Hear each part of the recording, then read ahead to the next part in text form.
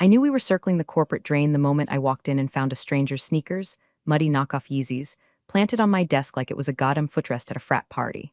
My chair, my ergonomic, lumbar-supporting throne I'd guarded like Fort Knox, was occupied by a 25-year-old man-child with frosted tips, a vape pen, and the self-awareness of a goldfish. He grinned, big and dumb, and said, "Yo, you must be Donna. Pop said you'd be chill." Then, because hell has no fury like nepotism with Wi-Fi, he pulled out his phone, angled it like he was launching a thirst trap, and snapped a selfie from my desk. Not near it, not beside it, from it. Then he posted it to Instagram with the caption, "Finally running this place." That's when my heart didn't sink, it calcified, because I'd seen this kind of clown before. We don't spend 16 years turning a third-rate warehouse tracking system into a multi-million-dollar logistics platform without meeting every flavor of executive scum. The empty suit, the idea thief, the visionary who couldn't operate a stapler without a tutorial. But Chase was a new breed. He wasn't pretending to be competent. He wasn't even pretending to care. He was flaunting his ignorance like it came with stock options. And here's the thing. I wasn't mad. Not yet. I was still. Ice in your veins still. The kind of calm that comes from knowing you already laid the trap months ago, when you were the only person reading the fine print at 2 a.m. while the rest of the exec team was toasting their Series C round with overpriced mezcal. Clause 7, page 46. Buried under a mountain of acquisition boilerplate, any instance of reputational harm, misrepresentation of executive access, or breach of confidentiality by an employee or associated party may result in immediate contract termination at the buyer's sole discretion. And Chase, bless his tiny, unwrinkled brain, had just publicly declared on record, timestamped geotag, that he was running the place. From my desk, in my chair, on day one of the damn acquisition. Now I know what you're thinking, why didn't I lose it? Flip the desk, go full viral meltdown, because I'm Donna. I don't shout, I forward emails. But before I tell you what I did next, and believe me, it was surgical, can I just say something real quick? If you're listening to this and you haven't subscribed yet, come on. 90% of you just float through like Chase in a staff meeting, and it breaks my cold, petty little heart. Hit that subscribe button, like the story. It tells the team this stuff matters. That our late nights, our endless rewrites, our caffeine-induced spirals into revenge monologues, they're worth it. Okay, let's keep going. I didn't even make eye contact with him after the post. I just walked to the copy room, printed out the acquisition packet I'd memorized 3 months ago, highlighted clause 7 in neon pink, and slid it into an interoffice envelope with one sticky note. Per this clause, see attached. Then I attached the Instagram screenshot, complete with location, timestamp, and his smug mug grinning like a discount Backstreet Boy. I sent it to legal. CC'd no one. BCC'd everyone. Walked back to my office, the office I used to have, and packed a single box. Not the dramatic kind, either. Just my framed photo of my dog, a USB with version history of the system architecture, and my favorite mug that said, "I survived another meeting that could have been an email." I left my badge on Chase's new desk. His feet were still up, he didn't even notice. HR saw me walking out and gave a little wave. "Taking a half day?" One of them chirped. Something like that, I said. They didn't know. No one did, not yet. But the thing about systems, especially the ones I design, is that they always log who's sitting at the console when the detonation button gets pushed. And Chase, he had just leaned all the way in. I walked out of that building like a ghost, silent and already gone. No one ran after me. No one asked questions. The acquisition hadn't even gone public yet. But by the time they figured out what Clause 7 meant, it'd be too late. Let the circus begin. I took the long way to my car, past the side lot where the loading dock buzzed like it always did, trucks backing in, forklifts beeping like a dying pager. I'd built half the scheduling logic that kept that dock from turning into a demolition derby. No one out there knew my name. That was the point. I didn't need to be liked. I just needed the system to run. Back inside, the email was already sent. The subject line, Clause 7 reputational breach. No pleasantries, no emojis, just one screenshot, one quote from the merger agreement, and a line of text. Per clause referenced, public misrepresentation of authority observed. See attached. The kind of email that doesn't just land in legal's inbox, it detonates in it. I closed my laptop, didn't wipe it, didn't slam it, just shut it like the lid on a coffin. My badge, left it face up on the desk. I wanted Chase to see my name when he finally realized what he'd stepped into. He'd probably prop it up on the corner and use it as a coaster for his Celsius. HR was in the hallway, giggling about someone's gluten-free birthday cake. I walked by with my banker's box, nodded, kept it moving. "You okay, Donna?" asked Kim from Benefits, eyes widening. "Just needed a little air," I smiled. "I'll be back." She gave me a thumbs up like I was going to yoga, not corporate war. They didn't know. But they would. Oh, they would. I drove to the storage unit I kept for consulting paperwork. The kind no one at the company ever asked about because no one ever thought to. I opened the filing cabinet and pulled out the binder I'd prepped the day the acquisition talks first started buzzing around Slack like an airborne STD. I'd labeled it in Sharpie, in case of dumbussery. Bold, underlined. Inside, duplicate patent filings, independent licensing documentation, my LLC registration paperwork, quietly formed 2 years ago when Martin Vance's name first popped up on a shareholder call as an outside advisor with visionary potential. I'd seen how these things go. The visionary shows up, the engineers disappear, and before long, you're being told to lean in while your server room gets outsourced to some Latvian teenager with a Raspberry Pi. So I'd built my exits. Quiet ones. Smart ones. Every operational system I'd ever touched had a heartbeat. Piece of code, a license token, a middleware dependency that was mine. Owned by my LLC, used with permission. Permission that could be revoked, at will, with 24 hours notice. The buyer didn't know that yet, but they would. Because the moment Clause 7 triggered their out clause, they'd be looking for a clean path forward. One without Martin. One without Chase. One that didn't involve handing their industrial future to a trust fund influencer with a ring light. And when that moment came, they'd realize the architecture they loved didn't belong to the company. Not technically, not entirely, it belonged to me. I pulled my phone from my coat pocket and opened my private email. One folder, Merger Watch. Inside it, every NDA, every contract redline, every time-stamped update on implementation progress. I scrolled through it like a vacation album from hell. 4 months ago, when the integration planning started, I'd been asked to streamline vendor relationships. Translation, make everything digestible for the incoming CEO's frat bros, so I rewrote everything. But I didn't just streamline, I isolated. I created a dependency stack that ran through my LLC. Modular, elegant, and legally bulletproof. No one noticed. They just saw faster load times and thought the cloud fairy had paid them a visit. By the time I closed the storage unit and drove home, adrenaline had settled. No rage, no panic. Just that quiet, glacial calm that comes when you know you're holding the only lifeboat on a sinking yacht and everyone else is still arguing over who gets the corner office. I made tea jasmine with honey, sat by the window and watched the emails start pinging in. The first one was from legal, confirming receipt, reviewing immediately. Then from procurement. Can you clarify licensing ownership of the new analytics layer? There it was. The avalanche hadn't started yet, but I could hear the crack forming. The first quiet shift of snow high up on the mountain, and once it fell, they'd come knocking. Not with apologies, not yet, with panic, which was exactly what I was waiting for. The legal team didn't even finish their second coffee before someone in the east wing of compliance stood up and muttered, "Oh, hell no." Donna's name carried weight in the kind of quiet way that made interns straighten their posture and directors reread their drafts. So when an email from her landed in the shared and oversight inbox with the subject line Clause 7 reputational breach, the whole room went still. Even Barbara, the lifer paralegal who once redlined a prenup at her own wedding, froze mid-sip. At first, they thought it was a mistake. Surely not that Clause 7. But then they opened the PDF. One screenshot. Chase's smug face, grinning from Donna's desk like a boy king with that now immortal caption, "Finally running this place." Timestamped, public, verified. Posted while he was physically inside the building during an active acquisition window before the deal had closed. Oh my God, someone whispered. Clause 7 wasn't decorative. It was written by the buyer's lawyers, inserted after 3 weeks of negotiations, 2 all-nighters, and one very memorable shouting match about executive conduct standards. It was created for exactly this kind of nightmare, reputational fallout caused by internal idiocy. A nuclear eject button. The wording was brutal and clear. Any executive or affiliated party causing reputational harm or misrepresenting operational control, whether explicitly or by implication, constituted grounds for immediate contract withdrawal at the buyer's sole discretion.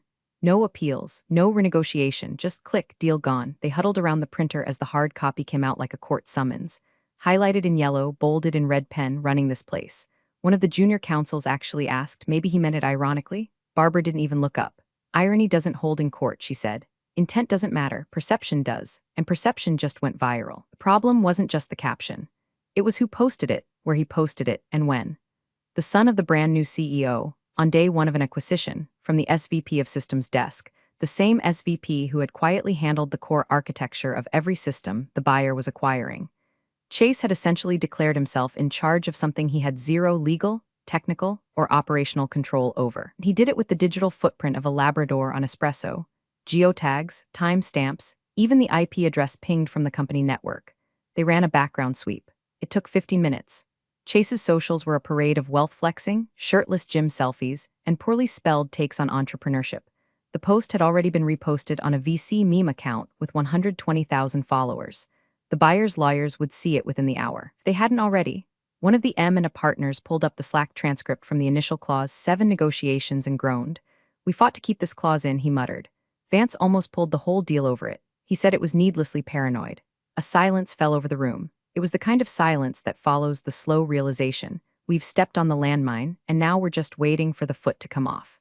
By 10:23 a.m., legal team had escalated the issue to Martin Vance himself. The email subject line, urgent, clause 7 triggered buyer exposure risk. They attached the screenshot, quoted the clause in full, added language like material breach, exposure risk, and contract nullification. Sent it with read receipts on. By 10:27, Martin marked it read. By 10:29, he hadn't responded, which only made them more nervous. Because when the CEO doesn't reply to that email, you're not dealing with leadership. You're dealing with a man calculating how fast he can lie before the floor collapses. They started forwarding the email up the board chain. No commentary, just the subject line and the image. Directors on both coasts started replying with one-liners.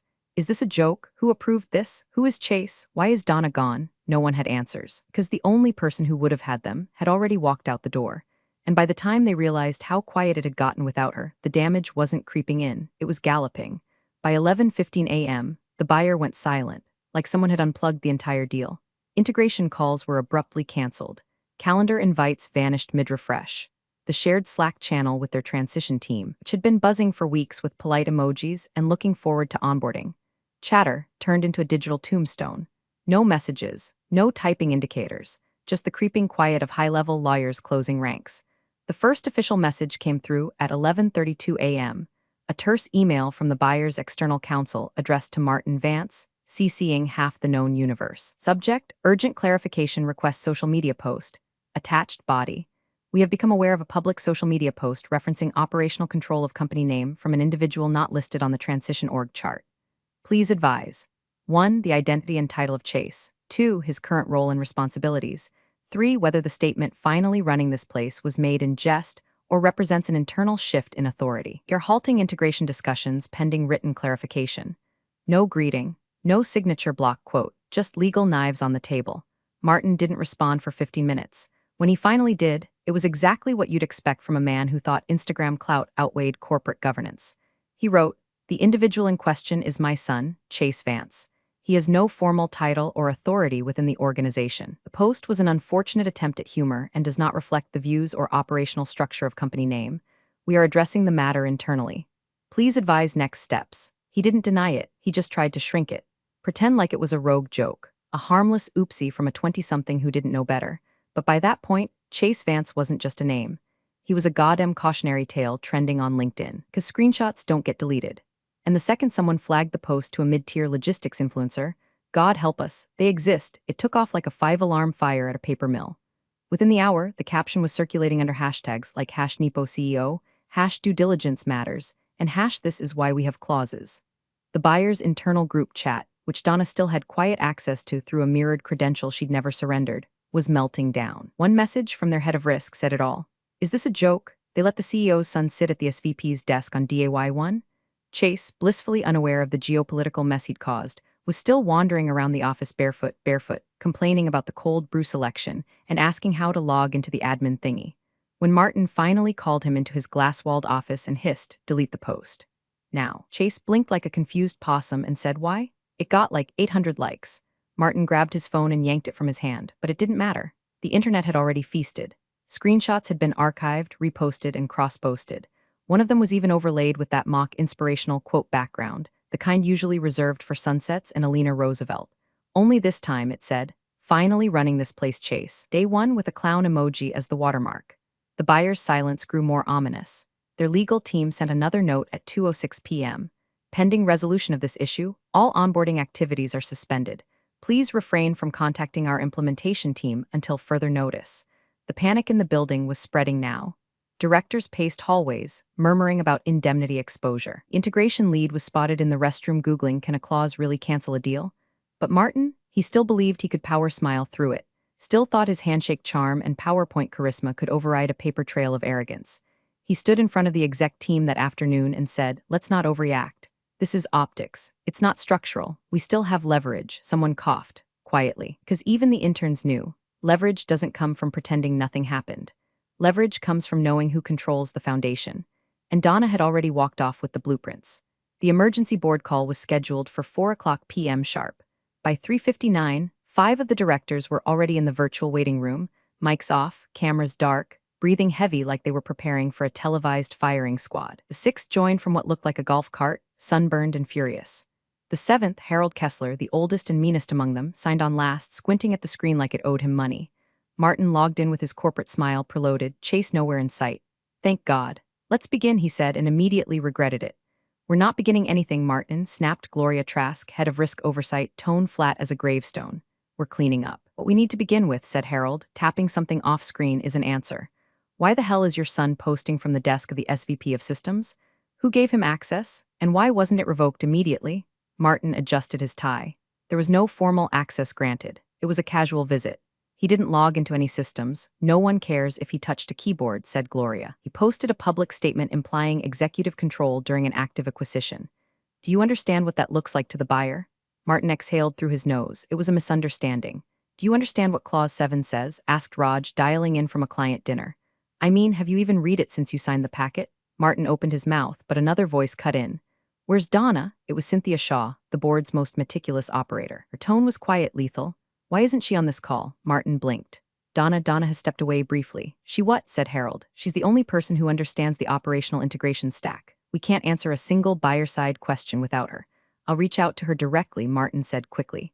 Don't bother, Gloria muttered. She already sent the buyer's lawyers that email. You think she's coming back for a meeting? There was a moment of quiet. Kind of quiet where everyone's eyes scanned the bottom of their screens, searching for a scapegoat. I'd like a list, Harold said finally, of every system she touched, every vendor contract she approved, every patent or license tied to her name or any entity she's affiliated with. Martin swallowed. We have some of that. Procurement is compiling, don't say some, Cynthia snapped. We're flying blind here. I just got off a call with Luxtech, the buyer's integration team. Asked 3 basic questions about the middleware structure, and we had no one who could answer. Martin tried to rally. Look, I'm handling it. We've got a strong foundation. The buyer will understand this was an isolated PR hiccup. Hiccup? Gloria cut in. You think this is a hiccup? The buyer just suspended all communication. That's not a hiccup, Martin. That's a chokehold. Raj leaned in, elbows on his desk. They've already pulled out of 3 scheduled site visits. Their tone has shifted. They're using words like governance failure and brand risk. This isn't just about Chase, it's about leadership or lack thereof. And you still haven't answered the basic question, Harold said, voice low and dangerous. Who let your kid into an executive desk on day 1 of a 9-figure acquisition? Who gave him a badge? Who gave him clearance? Martin hesitated. He borrowed my credentials. A silence fell so heavy. Felt like gravity itself was watching. Jesus Christ, someone whispered. It wasn't clear who. One of the junior board members, who hadn't said a word until now, unmuted her mic. So you're saying that not only did your unvetted, untrained son represent himself as an executive, but he did so using your login credentials? Martin didn't answer. He couldn't, because there was no answer. Not one that didn't sound like gross negligence wrapped in nepotistic delusion. The board broke into chaos, muted shouts, raised hands. One director abruptly left the call. Another turned their camera on just long enough to visibly shake their head before turning it back off. The CFO finally spoke, voice thin with disbelief. We don't even know who controls what anymore. Legal can't map the contracts without Donna. It's saying the analytics layer might be licensed through an external entity. The finance team is chasing ghosts. What entity? Harold barked. Who owns it? There was a pause. Then someone finally said the name, DM Strategic Systems. Donna's Consulting LLC. Silence again. This time it wasn't shock, it was surrender. Martin sat there, blinking, sweating. The walls weren't closing in, they were already gone. At 7:42 a.m. the next morning, a courier delivered a thick envelope to the company's legal department. It wasn't emailed. It wasn't pinged in Slack or Dropbox. It came by hand, wax seal. Signature required. Subject, Notice of Material Breach Clause 7 enforcement from Marston and Haller LLP, representing Luxtech Industrial Holdings. The cover letter was clinical, brutal, surgical. Based on documented public misrepresentation of authority, Luxtech exercises its contractual right to halt acquisition proceedings effective immediately. Pending internal investigation, our client reserves the right to terminate the agreement in full without financial penalty. No emojis, no softening language, just a full stop slap across the face, one Martin never saw coming because he still believed somehow that the narrative could be reframed. Legal brought the document straight to the executive floor. Martin scanned it, lips pressed into a grim line, skin pale as printer paper. It's not final, he mumbled. They invoked Clause 7, said Gloria flatly, tossing the second page onto the table. That is final. There is no renegotiation language. It's an eject lever. You pulled it. I didn't pull anything, Martin said. She did. But the trap Donna laid wasn't just a clever email. That was just the click of the mousetrap. The spring was still coming. By mid-morning, procurement had finally unearthed the full systems integration plan, the one Donna had filed during early merger preparations. It had been ignored at the time because too technical and Donna handles it. But now, it became required reading. And there it was, on page 14 of the appendix. A clause so dull and ordinary-looking you could sneeze past it if you weren't paying attention. All middleware components supporting operational analytics and vendor harmonization shall be licensed through DM Strategic Systems, LLC, with exclusive rights for deployment, adaptation, and modification. DM Strategic Systems, someone repeated slowly. Is that Donna? The answer, of course, was yes. Yes, it was Donna. Donna, who built every line of glue code keeping their systems from collapsing into a pile of spaghetti. Donna, who authored the failsafes, the vendor handshake logic, the patent-pending routing optimization engine that the buyer's team had called mission-critical in 3 separate emails. Donna, whose LLC was quietly written into the operating lifeblood of the acquisition, and no one had questioned it because it had been submitted by her, and who the hell questions Donna? Martin's face turned the color of uncooked shrimp. That was supposed to be scrubbed before submission. I asked Ops to sanitize that document. It's not scrubbed, said Harold, holding up a printed copy. It's filed, digitally timestamped. Approved by 3 department heads and the merger task force. Martin stood. We can amend it, remove it, issue a revised plan. You're not listening, Gloria said, standing as well. The buyer already has this version. It was sent during the due diligence phase. They built their integration map on this plan. It's not just a draft, it's foundation. I was told we had editorial control, you had legal responsibility, snapped Cynthia, entering the room like a guillotine with a purse. And you handed them a blueprint with the keys in Donna's name. Martin turned to legal. Can we stop her? Legally, is she allowed to hold our architecture hostage? Legal flipped through the binder, sweat dotting the paralegal's forehead. Technically, we don't own the middleware layer. We license it from her LLC. Martin's voice cracked. Then cancel the license. She included a survivability clause, the attorney said, blinking like he couldn't believe the words coming out of his mouth. Even if the deal collapses, license terms remain enforceable. Revocation requires mutual consent. Martin sat down, hard. The silence in the room grew thick like wet wool. No one moved, no one dared breathe, because they all knew what had just happened. The deal wasn't simply halted. It had been checkmated, not by an angry board, not by a screaming buyer, by a woman who never raised her voice, never made a scene, and never fought for credit, just control. And she had it. Every switch, every login key, every line of logic they had promised Luxtech. Hers. Martin closed his eyes, his shoulders slumped. No one said a word because there was nothing left to say. The email hit inboxes like a virus. Subject, update on acquisition timeline internal use only from Office of the CEO body. Due to recent developments, the integration with Luxtech is paused indefinitely. We are working closely with all stakeholders to resolve the matter swiftly. Please direct all inquiries to your department head. No explanation, no accountability. Just 6 lines of cold, vacuum-sealed PR that said everything and nothing at once.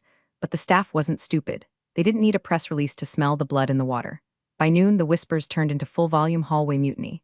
Did Chase really post that? Is it true Donna owns the middleware? I heard Luxtech pulled out.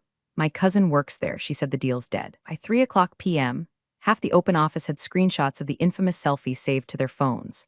One employee printed it out and taped it to the coffee machine with a new caption, Day 1 CEO, bringing us into the future, one blunder at a time. Martin had it taken down. Then someone put up a meme of Donna's empty office chair with the words, "You don't know what you have until it's leveraged against you." The boardroom turned into a bunker. Phones on mute. Curtains drawn, the executive team huddled like hostages waiting for ransom terms. Martin paced like a cornered animal. Just make it go away, he barked at legal for the 5th time that day. Tell Luxtech will revise the documents. Issue a public apology. Spin it. Blame a rogue employee, whatever it takes. Legal looked like they'd aged 10 years in 2 days. The general counsel rubbed his temples and said, again, we can't. Clause 7 doesn't negotiate. It activates, they don't have to talk to us, they can walk away. Entirely. What about damages? Martin asked. Can we sue Donna for breach? She didn't breach anything. She followed every protocol, submitted every document, kept her LLC disclosure legal and visible. It was all in the appendix. Then bury it. Issue a retroactive redaction, Martin, the lawyer snapped, voice sharp for the first time. It was in their hands before you even knew what it meant. You handed them the grenade and your son pulled the pin. Martin turned to the CFO. What are we telling the investors? The CFO's mouth was a hard line. Nothing yet, but they're calling and they're pissed. How many? 6, 7, the big ones. They're not subtle about it either. They want answers. Vendor partners began to retreat. Contracts that had taken months to finalize were suddenly under reevaluation. Support teams received a surge of ticket closures from third-party providers. IT was flooded with account termination requests. Even the internal catering vendor postponed next month's lunch service pending payment confirmation. One particularly blunt reply from a longtime logistics partner read simply, "We trusted Donna. We don't trust you." Call us when she's back. Martin sat down in his chair and rubbed his temples so hard it looked like he was trying to erase his own face. We need to stabilize perception, he muttered. Reassure the buyer we're still capable. You're not hearing us, said Gloria, arms crossed so tight her knuckles turned white. They don't want to be reassured. They want to leave. You gave them the legal opening and your kid gave them the public justification. A full minute of silence passed. Then Cynthia, voice cool as an autopsy table, asked, why wasn't Chase on a formal employment contract? Martin blinked. He was just shadowing, informal, no paperwork. Then who approved his building access, his badge, facilities? Probably, I don't know. Then we are the breach, she said. Not Donna. Not even Chase, technically. You gave an unvetted outsider access during an acquisition. Clause 7 doesn't care if it's your blood relative or the janitor. It only cares if there's reputational harm, and this is front-page embarrassment. At that moment, Martin's phone lit up. A message from the buyer's rep. 2 words, termination review. He didn't read it out loud. He didn't have to. The implosion had begun. It wasn't dramatic. There was no shouting, no windows blown out, just the quiet suffocation of money fleeing the room. Every minute, another partner peeled away. Every hour, another silence from the buyer grew longer. And every second, one truth became clearer. The woman they'd ignored, who never demanded credit, who never raised her voice, who simply forwarded an email and walked away, she hadn't just left. She detonated the only bridge they had left standing. The boardroom was sealed tighter than a submarine at crushed depth. No assistants, no laptops. Just the board, 2 lawyers, and a single printed agenda that might as well have read, burn the house to save the porch. At 9:01 a.m., Harold Kessler opened the meeting with 3 words, let's get surgical. No one said a thing. The air was thick with that particular brand of professional dread, the kind where people wore $4,000 suits to cast $400 million decisions. The kind of silence that only comes before a head is cleanly severed. First item, Chase. Let the minutes reflect, Harold said, that effective immediately. Chase Vance is banned from all company premises, systems, and communications. Unanimous, no hesitation, not even from Martin. Second item, Martin. Gloria spoke next, calm as a sniper. Mr. Vance, based on the material breach initiated under your leadership, the board is recommending administrative leave, effective immediately, pending investigation. Martin opened his mouth, closed it, tried again. Respectfully, I believe I've been scapegoated. You gave your unvetted son access during a 9-figure acquisition, Cynthia said, not even looking up from her notes. That's not scapegoating, that's self-inflicted immolation. A vote was called. 7 hands raised. Martin didn't raise his. He didn't have to. By 9:08 a.m., he was escorted from the room by HR. Badge disabled. Calendar access revoked.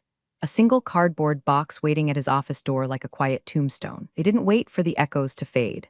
Harold turned to the group. Next motion, contact Donna Moore. Cynthia pulled out her phone, already sent the request. She responded, wants it in writing. They drafted the email together, every sentence agonized over like a hostage negotiation. Subject, request for clarification and re-engagement. Donna. The board would like to request your participation in a confidential clarification session regarding your systems integration plan and associated IP rights. We understand recent events have caused strain, but we believe your expertise is critical to mitigating damage. Please let us know your availability for a virtual discussion at your earliest convenience. Sent, delivered, read.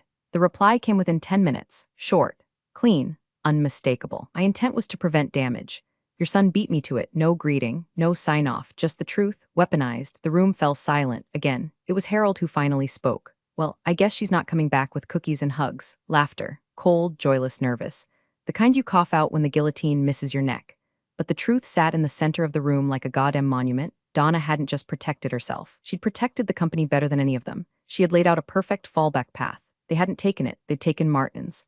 Now they were on their knees, offering her power they should have granted months ago. Do we negotiate? One board member asked, still holding hope like a sandcastle in high tide. No, said Cynthia. We concede. She hasn't made a demand, Gloria added. She doesn't have to, Harold replied. That was the demand. They sat there, collectively realizing they'd tried to replace the backbone of the company with a son who spelled logistics with a Z on Twitter. Now the woman they'd sidelined had all the leverage. She had the code. She had the legal standing. She had the buyer's respect. And now she had their silence, their fear, their full, undivided attention. The blood had been mopped up, the votes cast, the bodies metaphorically buried. But Donna, she hadn't even raised her voice. She just replied to the email and smiled somewhere far away where chaos couldn't reach her. The virtual meeting room opened with a polite chime like any other, but everyone present knew it wasn't. On one side, the full board of directors, carefully coiffed and stone-faced, each of them sitting a little straighter than usual. On the other, a representative from Luxtec Industrial Holdings, tight-lipped, impeccably dressed, and clearly there to decide whether the ashes of this acquisition could still be sculpted into something usable. And then Donna appeared. No fanfare, no makeup crew. just her webcam angled slightly off-center, showing a clean room behind her and a half-empty mug in front. She didn't speak. She didn't wave. She just looked into the camera, still as ever, like a surgeon prepping for a final incision. The buyer's rep broke the silence. "Miss Moore," he said, "thank you for agreeing to meet." Donna gave a single nod. That was it. He continued, "I'll be direct. Luxtech is still interested in your system. We believe in its integrity despite the complications on your former employer's end." He paused, but she didn't fill the space. So he asked plainly, "Would you be willing to license your system to us independently, directly through your LLC?" Donna didn't blink. She didn't flinch. She just said yes. A pause. The board collectively exhaled too soon. Then Donna added, "Triple the original licensing rate." Cynthia tried to interject, but the buyer's rep raised a hand. And Donna said, "I want a seat on the board, not advisory, full voting rights or no deal." Silence. Long, thick silence. The buyer's rep turned to the board. Well, there were no objections. Not now. Not after the month they'd had. Not after the sleepless nights and investor exodus and humiliating press leaks. It was only the sound of Harold Kessler quietly muttering, "Motion to approve." "Seconded," Gloria said. "Passed," Cynthia confirmed. Donna didn't react. She didn't thank them. Didn't smirk. She simply nodded again and clicked leave meeting without a word. The call ended. That afternoon, Martin Vance's termination was finalized, quietly. The press release used the usual fluff, pursuing new opportunities, grateful for his service, blah, blah, blah. Internally, it was less poetic. His access was revoked. His name wiped from the company's Slack. His email forwarded to IT. His photo, once framed in the executive hallway, was taken down and replaced with a generic stock image of a warehouse drone. The company rebooted, this time under new leadership, new structure, and new terms. Donna didn't return as an employee. She didn't want the parking space or the corner office or the catered board lunches. She wanted ownership. And she got it. Across the industry, the message rippled quietly but powerfully. Donna Moore wasn't just back, she was the system now. And if you wanted access to the crown jewel of logistics tech, you came to her. By dusk, she was back on her porch. A storm rolled in over the fields, quiet thunder tapping somewhere far off. She sat with a blanket over her lap, the same mug from the meeting now filled with jasmine tea. The wind carried the scent of rain and just a hint of salt from the old tears she never let fall. Her laptop buzzed beside her. Another consulting request. Then another and another, from startups, from global giants, from firms that had once passed her over for flashier names, now emailing with subject lines like urgent, integration help needed. She didn't smile. She just sipped her tea and watched the storm roll in. She never shouted, never made a scene, never slammed a door. She just forwarded one email and waited. Big thanks for watching, you sneaky seniors. Subscribe to keep the coffee pot brewing revenge. Your ex-colleagues won't know what hit 'em.